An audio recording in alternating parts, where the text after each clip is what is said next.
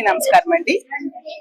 ఈ రోజు ఈ పిఠాపురంలో మా పిఠాపురం నియోజకవర్గ సమన్వయకర్త మాజీ ఎంపీ గారు, మాజీ జడ్పీ చైర్మన్ గారు, మా గీతమ్మ గారి ఆధ్వర్యంలో మా మహిళా విభాగం ఈ ఉమ్మడి ఈస్ట్ వెస్ట్ గోదావరి జిల్లాలకు చెందిన ముఖ్యమైన నాయకులందరూ కూర్చొని సమావేశం అవడం జరిగింది. ముఖ్యంగా తీసుకుంటే ఈ కూటమి ప్రభుత్వం అధికారంలోకి వచ్చి 18 నెలలు అయింది. 18 నెలల్లో పాలన గాలికి వదిలేసిన పరిస్థితి చూస్తూ ఉన్నాము. అత్యంత అగమ్య గోచరంగా ఉంది. ప్రజల బ్రతుకులు చాలా దారుణం. ఒకవైపు రక్షణ లేదు, లా అండ్ ఆర్డర్ ఎంత దారుణమైన పరిస్థితులు నెలకొని ఉన్నాయో చూస్తూ ఉన్నాము. అలాగే చాలా టెంపుల్స్ లో కూడా ప్రజలు ప్రాణాలు పోతూ ఉండే పరిస్థితి. అలాగే తీసుకుంటే మహిళలకి ఇచ్చిన హామీలు ఏ ఒక్కటి నెరవేర్చలేదు. ఇంకోవైపు మహిళలకి రక్షణ కూడా ఇవ్వని పరిస్థితులు చూస్తూ ఉన్నాం. దాంతో ఈ రాష్ట్రంలో పోలీసుల్ని ప్రజల రక్షణ కోసం కాకుండా అపోజిషన్ పార్టీ వాళ్ళ మీద అక్రమ కేసులు పెట్టడానికి ఉపయోగిస్తూ ఉన్నారు. అలాగే తీసుకుంటే చాలా దారుణమైన పరిస్థితులు నెలకొని ఉండడంతో ప్రజలందరూ ఎందుకు వీళ్ళకి ఓట్లు వేసామని ఈ రోజు బాధపడుతూ ఉన్నారు. గుడిలో ఉన్న దేవుడిని వెలేసి మళ్ళీ ఆ దేవుడు కావాలనేసి ప్రార్థనలు చేస్తూ ఉండే దారుణమైన పరిస్థితులు ఈ రోజు ఇక్కడ ప్రజలు అనుభవిస్తూ ఉన్నారు ఈ కూటమి పాలనలో. ఈ కూటమి అధికారంలోకి వచ్చాక మహిళల రక్షణ పూర్తిగా గాలికి వదిలేశారు అనడానికి ఉదాహరణ అంటే రోజుకి 70-80 కేసులు మహిళల మీద అఘాయిత్యాలు జరుగుతున్నాయి. గంటకు 3-4 సంఘటనలు జరుగుతూ ఉండే పరిస్థితి. ఈ కూటమి పాలన అధికారంలోకి వచ్చాక 4% మహిళల మీద క్రైమ్ రేట్ పెరిగింది. 9.5% మహిళల మీద రేపులు పెరగడం జరిగింది. అలాగే 21% గంజాయి, మద్యము, డ్రగ్స్ అక్రమ రవాణా పెరగడం జరిగింది. ఎంత జరుగుతున్నా ఈ ముఖ్యమంత్రి గారు గాని, ఉప ముఖ్యమంత్రి గారు గాని, మహిళా హోంమంత్రి గాని ఏం చేస్తున్నారో అర్థం కాని పరిస్థితి. నిన్న చూసాం కడపలో ఒక బాలిక గర్భవతి అయ్యి హాస్పిటల్లో ప్రసవించి అబ్బాయిని కనింది.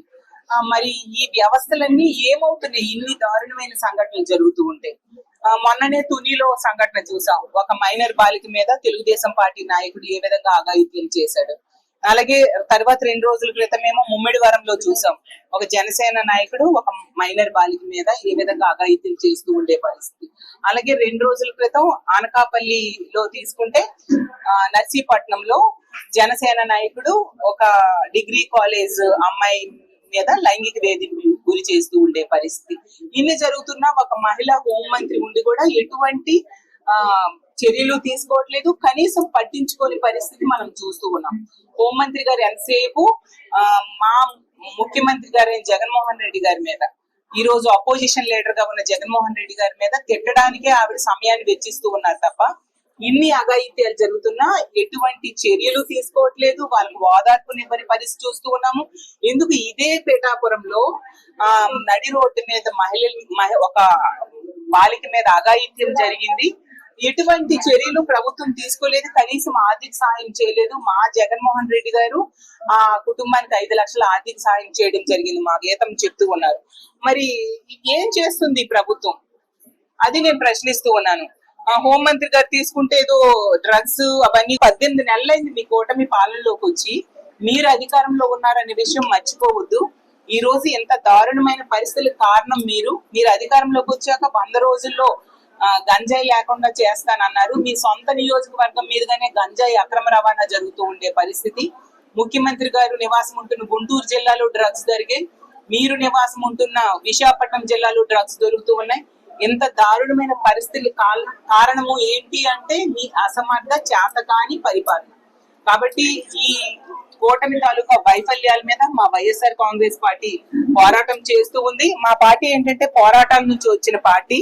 అధికారంలో ఉన్నా ప్రతిపక్షంలో ఉన్నా, అధికారంలో ఉంటే సమస్యల పరిష్కారం కోసం కృషి చేస్తూ ఉంది. ప్రతిపక్షంలో ఉంటే సమస్యలు పరిష్కరించాలని ప్రభుత్వం మీద ఒత్తిడి చేయడంలో మేము ముందు ఉంటాము. కాబట్టి ఇప్పుడు ప్రతిపక్షంలో ప్రభుత్వం మీద ఒత్తిడి తీసుకొచ్చి ఇచ్చిన హామీలు నెరవేర్చాలని, అలాగే మహిళల రక్షణ కల్పించాలని మేము పోరాటం చేస్తూ ఉన్నాము. అలాగే జగనన్న ముఖ్యమంత్రిగా ఉండేప్పుడు 17 మెడికల్ కాలేజీలు నిర్మించడానికి సంకల్పిస్తే అందులో 10 మెడికల్ కాలేజీలు ప్రైవేటైజేషన్ కోసం ఈ కూటమి పూనుకోవడం నిజంగా చాలా బాధాకరం. అసలు ఒక గొప్ప సంకల్పంతో జగన్మోహన్ రెడ్డి గారు రోజు ఉచిత వైద్యము అలాగే ఉచిత వైద్య విద్య పేదవాళ్ళకు అందించడం కోసం మెడికల్ కాలేజ్ కట్టడానికి ఆ రోజు సంకల్పించడం జరిగింది. చంద్రబాబు నాయుడు గారు 4 సార్లు ముఖ్యమంత్రిగా ఉండి కూడా ఒక్క ప్రభుత్వ మెడికల్ కాలేజ్ కూడా కట్టలేదు, కట్టే ఆలోచన కూడా చేయని పరిస్థితి మనం చూసాము. తిరిగి ఇప్పుడేమో ప్రభుత్వ మెడికల్ కాలేజీల్ని ప్రైవేటైజేషన్ కి పూనుకోవడం జరుగుతూ ఉంది. అలాగే ఈ రోజు ఈ రాష్ట్రంలో గంజాయి, డ్రగ్స్, మద్యం ఏరులై పారుతూ ఉండే పరిస్థితి. మన కర్నూలు బస్సు యాక్సిడెంట్ కూడా కారణం మద్యం తాగి ఆ అబ్బాయి బైక్ డ్రైవ్ చేయడం వల్ల. అంటే ఎంత దారుణమైన పరిస్థితులు నెలకొన్నాయో మనం అర్థం చేసుకోవచ్చు. కాబట్టి ఎప్పటికైనా ఓట్లేసిన ప్రజల కోసం ప్రభుత్వం కళ్ళు తెరుచుకొని ఇచ్చిన హామీలు నెరవేర్చాలి, మహిళలకి రక్షణ కల్పించాలని మా వైఎస్ఆర్ కాంగ్రెస్ పార్టీ తరఫున మేము local to global news at your finger tips. మీ చేతిలో ఒక ఆయుధం. Download Raw TV app. Media legend Ravi Prakash is back.